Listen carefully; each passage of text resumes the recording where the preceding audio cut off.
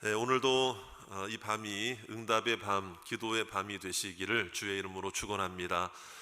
우리 주변에 있는 주위에 있는 성도들과 가족들에게 우리 한번 인사하겠습니다. 잘 오셨습니다. 축복합니다. 사랑합니다. 예, 우리 인사하겠습니다.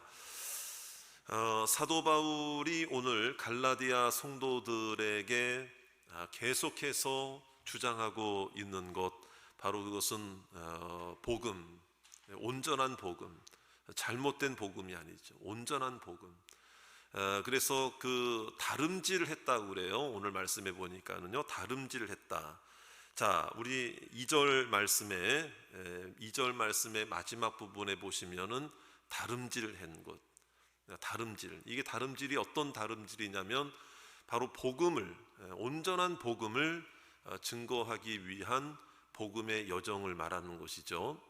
자, 그런데 그 다름질한 것이 어떻게 되지 않게 하려 했다고요? 헛되지 않게 하려 함이라, 이렇게 말하고 있습니다. 헛되지 않게 하려 함이라. 그렇다면 이것은 그 당시에 복음을 전했던 사도 바울의 사역에 아주 강한 도전이 왔다는 거예요. 헛될 뻔했다, 이거죠. 헛될 뻔했다. 헛될 수밖에 없었던 위기와 어려움이 있었다는 것을 말하는 거죠. 이제 그게 어떤 어려움일까요? 자, 이 어려움들을 이겨내고 복음을 증거하는 다름질이 헛되지 않기 위해서 사도 바울이 애쓰고 수고한 것은 무엇일까? 그래서 복음이 온전히 증거되는 일이 과연 우리의 신앙생활과 어떤 연관성이 있는가?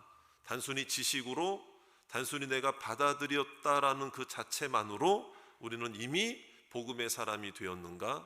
우리 한번 생각해 보자는 것이죠. 어떤 마음, 어떤 내 신앙의 모습이 내게 회복되어져야 되는가?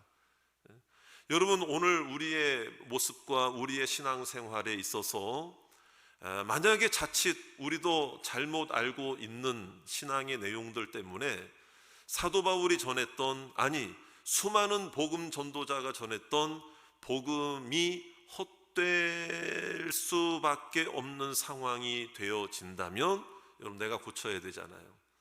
내가 변화되어져야 되잖아요.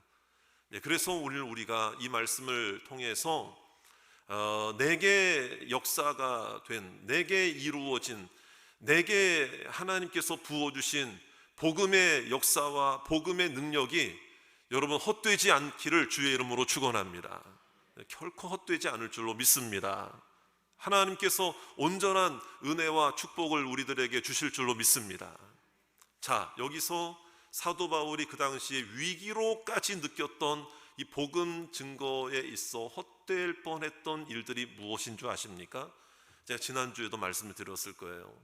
거짓 교사들, 율법주의자들이 갈라디아 교회에 침투해서 갈라디아 성도들은 물론 할례를 받은 채로 살아왔던 그 이스라엘 백성들, 유대인들도 흩어져 살면서 갈라디아 성도들 속에 속한 자들도 있지만, 자 여러분, 헬라인들, 이방인들도 예수님을 믿음으로 구원받은 자들이 있었을까요? 없었을까요? 그 당시에 있었습니다.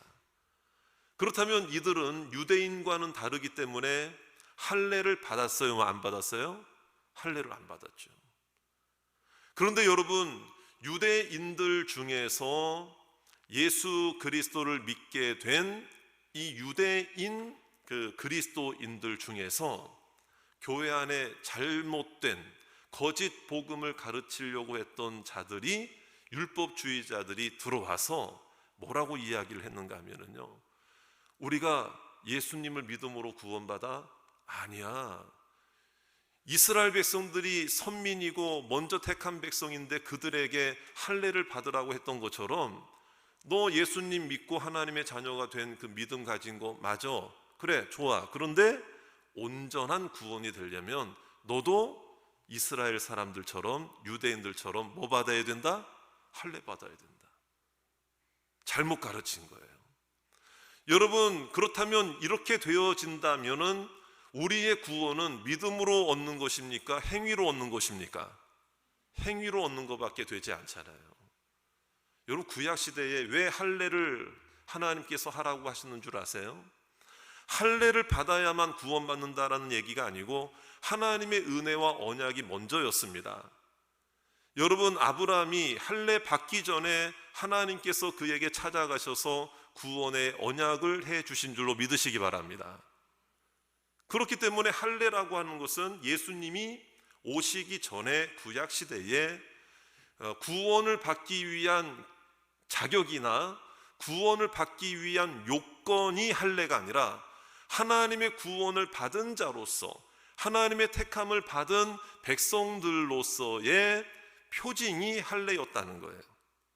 그런데 여러분, 예수님은 그림자가 이제는 아니죠. 그래서 구약시대 때는 양을 잡아다가 피의 제사를 드렸지만 그 제사, 구약의 제사 또한 이 땅에 오셔서 나를 위해 영원한 속죄 제물이 되실 예수님을 바라봄으로 구약시대의 그림자로서의 제물을 드린 줄로 믿으시기 바랍니다. 그러면 예수님의 실체가 오신 다음에는, 은혜의 시대가 이루어지게 된 다음에는 여러분, 양을 잡아서 피의 제사를 드릴 필요가 있어요, 없어요? 없죠. 오직 예수 그리스도의 이름입니다. 오직 그리스도의 보혈입니다. 오직 그리스도의 사랑입니다. 하나님의 은혜로 우리는 주님의 보혈로, 주님의 이름으로 담대히 지성소로 들어갈 수 있는 은혜와 축복을 얻은 줄로 믿습니다. 사도 바울은 이걸 전한 거예요. 그러니까 여러분, 유대인, 이방인들 중에서도 예수 믿는 사람들을 그 당시 율법주의자들이 너 할례 받아야 돼, 할례 받아야 돼. 그러니까 이 잘못된 복음으로 말미암아 사도 바울이 증거한 복음의 다름질이 헛되게 될 우려가 있고 위기에 처하게 된 거예요. 자, 그렇게 되면은 어떤 현상이 일어나는가? 이 신앙생활에 기쁨이 없어요. 감사가 없습니다. 여러분, 즐거움이 생기지 않습니다. 그러니까 구약시대 때처럼 말이에요. 너 이거 해야 돼, 이거 해야 돼, 이거 해야 돼, 이거 해야 돼, 이거 지키면 너 구원받아, 이거 지키지 않으면 너는 버림받아. 여러분, 이미 예수 그리스도 안에서 새 생명이 됐는데 잘못된 교사들이 교회 안에 침투해서 이런 걸 가르치게 되니까 여러분, 신앙생활에도 기쁨이 없는 거예요. 정죄만 당하는 거예요. 나는 기쁨으로, 즐거움으로 주님을 만나고 싶어 예배 자리에 왔는데 예배 자리에 앉을 때 허리를 꼿꼿이 세우고, 예를 들어서입니다, 허리를 꼿꼿이 세우고 바른 자세로 예배를 드려야 너 이 예배를 하나님이 받으실 거야. 물론 뭘 주장하려고 하는 건 하는가는 우리가 알겠죠. 하지만 여러분, 그것이 예수 그리스도라고 하는 그분을 의지하고 믿고 신앙하고 닮아가는 그것보다 더 우선시 될 수는 없다는 거예요. 여러분, 우리가 바른 자세와 시간을 잘 지키고 또 어떤 봉사를 할 때 자세와 태도 물론 중요합니다. 하지만 그것보다 더 중요한 것은 주님을 향한 뜨거운 사랑의 마음이 더 본질인 줄로 믿으시기 바랍니다. 그렇기 때문에 여러분, 우리가 물 한 잔을 마셔도 이 물이 중요한 본질이잖아요. 그렇다고 해서 이 형식이 중요하지 않다는 건 아니에요. 왜? 컵이라고 하는 것은 형식인데 컵이 있어야 물을 마시니까. 그렇지만 더 중요한 것은 컵이 아무리 여러분 비싼 컵으로만 하는 게 아니라, 이 컵은 얼마짜리인지는 저는 모르겠어요. 어쨌든 그렇지만 하다못해 종이컵이라고 하는, 그래도 깨끗하게, 종이컵이지만 깨끗하게 해서라도 그 물을 담는다면 그 물의 가치는 여러분 어떻게 해요? 인정받을 수 있는 것 아니겠습니까? 마찬가지라는 거예요. 우리가 본질을 놓치고 형식만을 붙든다면은 즐거움과 기쁨과 감사가 사라지는 신앙생활이 될 수밖에 없다는 거죠. 저는 외국에 그 신학 저널이 있습니다. 거기에 이제 글을 보는데, 이 율법주의, 그러니까 율법의 정신은 우리가 알아야 되죠. 그렇지만 율법주의를 경계해야 되는 거거든요. 이 율법주의, 바리새주의, 이게 어디서부터 이제 나왔느냐, 뭐 쭉 그런 걸 설명하는 거예요. 그런데 거기서 한 가지 비유를 드는 거예요. 마치 하나님의 은혜라고 하는 것, 하나님의 구원, 하나님의 축복이라는 게 경치 좋은 곳에서 집을 짓고요, 통유리창을 크게 만들어 가지고요, 집주인이 그 유리창을 통해서 그 경치를 바라보는 것이라고 가정한다면 기쁨이죠. 감사함이죠. 야, 즐겁다, 기쁘다, 경치 좋다. 그런데 그 경치를 바라보다가 어느 순간인가 그 유리창에 시간이 지남에 따라 얼룩이 하나 보인 거예요, 그 사람한테. 그 얼룩을 닦아야 더 경치를 아름답게 볼 수 있으니까 얼룩을 처음에는 닦기 시작한 거예요. 그런데 그 얼룩을 닦다 보니까 여기도 얼룩이 있네, 저기도 얼룩이 있네, 여기도 있네, 요거는 못 봤네. 그러다가 그 사람은 얼룩 지우는 게 자기 일이 돼버린 거예요. 경치를 놓치고 풍경을 놓치고 본질을 놓치고 얼룩만 지우다가 시간 다 보내게 되었다라는 거예요. 그러니까 그 학자가 이러한 비유로 율법주의에 대해서 이야기를 딱 하더라고요.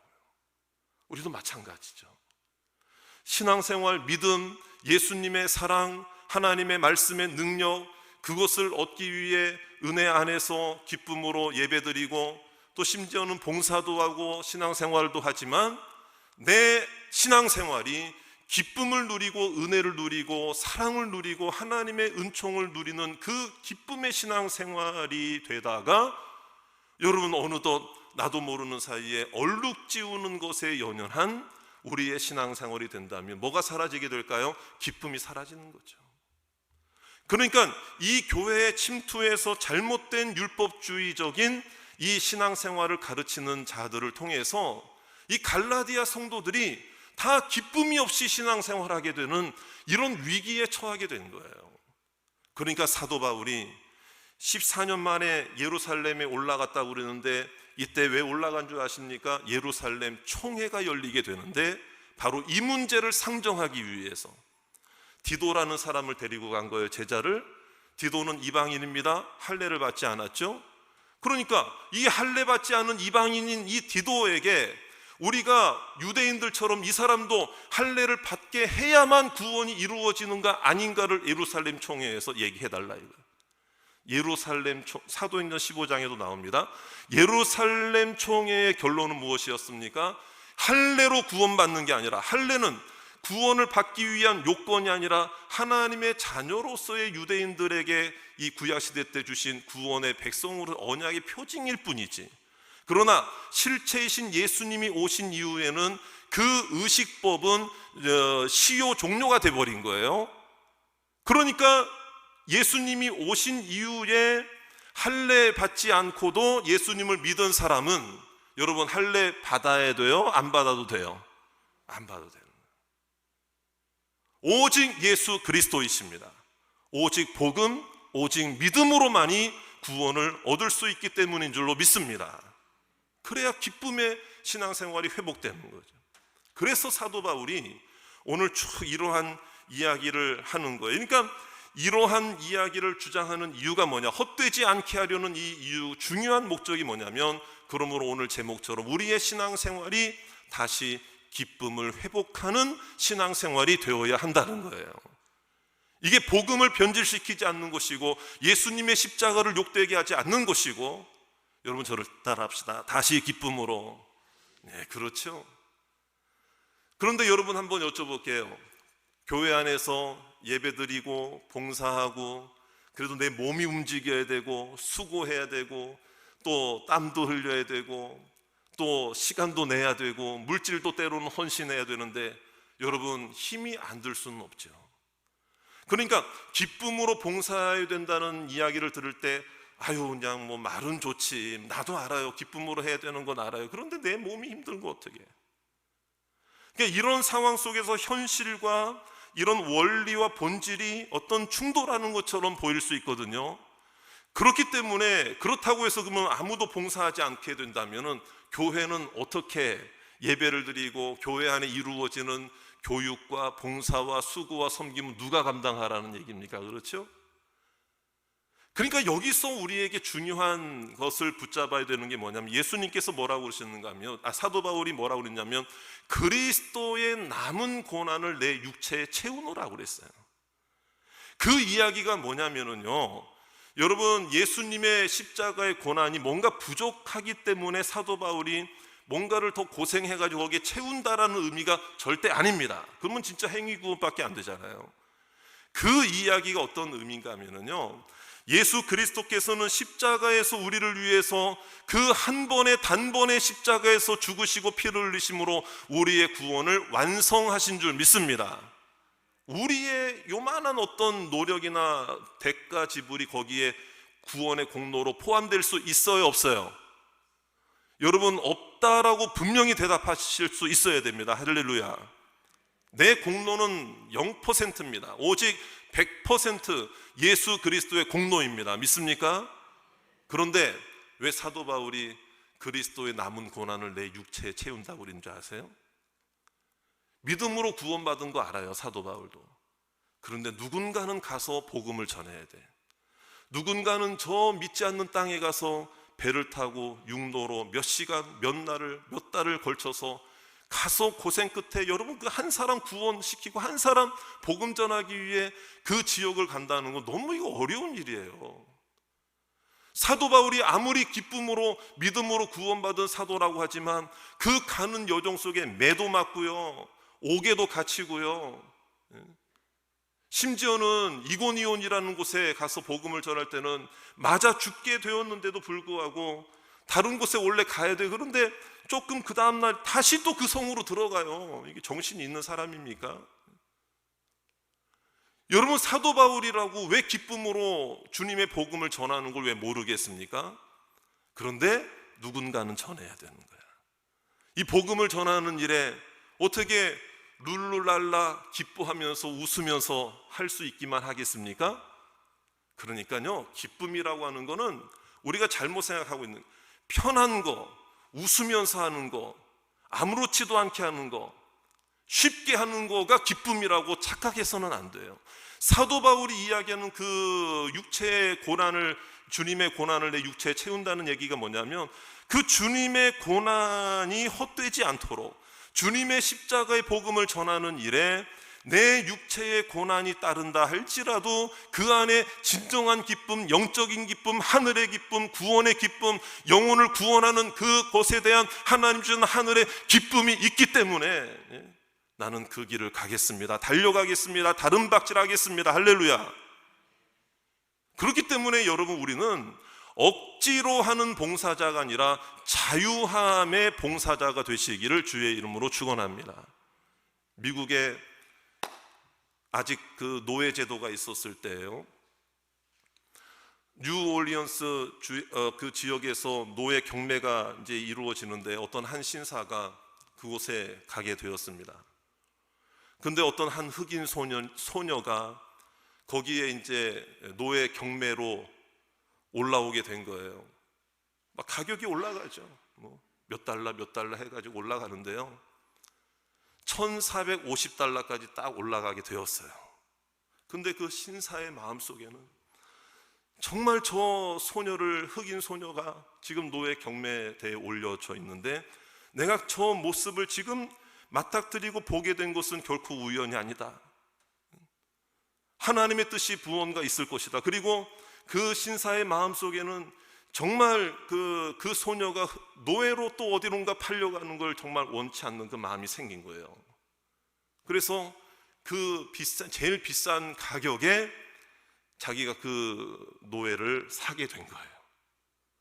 그래서 노예 증서를 그 이제 흑인 소녀는 이제는 저 사람을 따라가야겠구나 꼼짝없이 이런 마음을 가지고 있었던 상태였는데 그 신사가 노예 증서를 그 소녀에게 주면서 나는 너를 노예로 데리고 가고 싶지 않다. 너는 자유인이 되었다, 해방되었다. 이걸 가지고 가라.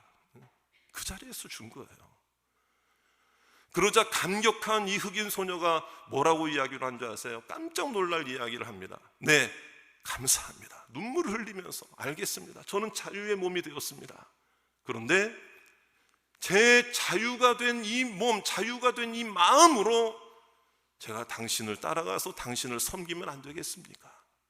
그 이야기를 딱 하는 거예요. 물론 그 뒤에 정말 그 소녀가 따라와서 노예로서 살아가게 될 거를 그 신사가 허용했는지 안 했는지 그건 모르지만 여기서 중요한 원리 하나를 알 수가 있어요. 여러분, 우리는 그 어떤 것으로도 해결받을 수 없는 죄의 문제, 죄의 값을 예수님께서 대신 치러 주신 줄로 믿습니다. 자유자가 되게 해주셨어요. 우리는 오늘 예배드리고 기도하고 내가 무언가를 봉사하고 수고하는 것이 억지로 노예로서, 어떤 종으로서 노예가 되어서 여러분 끌려가듯이 신앙생활은 우리의 봉사나 수고가 아니라 자유인이 되어서 기쁨으로 주님을 따라가는 순종이 되고 은혜가 나타나고 축복이 나타나고 감사가 나타나는 우리의 기도 생활이 되고 말씀 생활이 되고 봉사가 되고 수고가 되시기를 주의 이름으로 축원합니다. 그럴 때 눈물도 나죠. 힘들죠. 여러분, 교회 안에서 봉사하는 거라고 여러분 어떻게 웃으면서만 할 수 있겠습니까? 힘들다 이 말이에요. 그러나 우리는 명심해야 돼요. 주님의 고난이 헛되지 않도록 한 영혼을 바라보면서 사도 바울이 눈물 흘리면서 피 흘리면서 땀을 흘리면서 그 복음의 현장까지 달려간 것처럼, 그러나 나는 뭐예요? 억지로가 아니죠. 사도 바울도 억지로가 아니죠. 힘든 길이었지만 자유자의 봉사로서 자유함의 기쁨으로 자유함의 순종이 그에게 있었던 것처럼 오늘 우리도 마찬가지라는 거예요. 여러분, 절대로 여러분 주님의 이름을 의지하여 주님 바라보고 기쁨으로 그래도 애를 쓰면서 수고했던 여러분들의 봉사와 수고의 손길은 결코 헛되지 않을 줄로 믿습니다. 어떤 분이 성경이 너무 읽고 싶은데 글을 읽지 못하는 거예요. 글을 읽지 못하는 거예요. 그래가지고 뭐 지금이야 뭐 스마트폰 키면은, 인터넷 키면은 다 읽어주잖아요. 그렇죠? 그런 거 있잖아요. 다 있잖아요. 카세트 테이프만. 근데 이제 그런 게 없던 시절이었던 거죠. 그래서 그분이 국리 끝에 어느 한 사람에게 내가 한 장씩 얼마 값을 쳐줄 테니까 나한테 성경 몇 장씩 좀 읽어달라고, 한 장에 얼마씩 쳐줄 테니까. 그럼 이 사람은 읽어주기만 해도 돈을 받으니까 얼마나 좋아요. 그래가지고 그 사람이 그분에게 이제 성경을 계속 읽어주기 시작했대요. 근데 나중에 어떤 결과가 된 줄 아세요? 읽어준 분이, 돈을 받으면서 읽어준 분이 믿음이 성장해가지고요, 더 신앙이 좋은 사람이 되더라 이 말이에요. 무슨 말인가?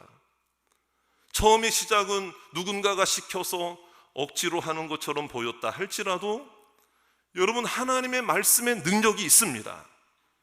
하나님은 공짜가 없습니다. 하나님은 손해보지 않는 하나님이십니다. 하나님 우리의 형편을 아십니다. 저는 그런 생각 들어요. 오늘 기쁨으로 금요기도에 오셨습니까?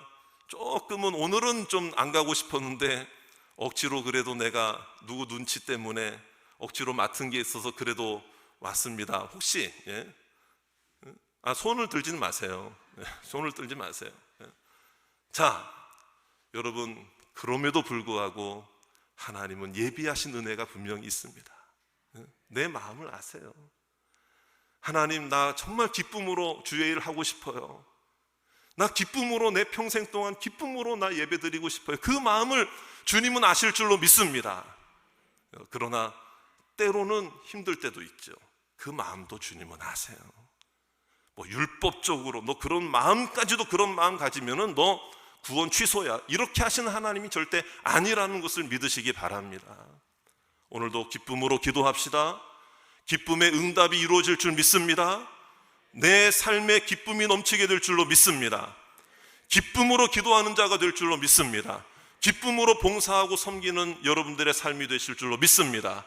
하나님께 모든 것을 맡기시고, 약함도 맡기세요. 부족함도 맡기시고, 힘든 것도 맡기시고, 숨기지 마시고 오늘 믿음으로 기도하셔서 정말 주님을 의지하며 하나님만 바라보시는, 정말 다시 기쁨을 회복하여 믿음 생활, 신앙 생활 하시는 저와 여러분들 다 되시기를 주의 이름으로 축원합니다.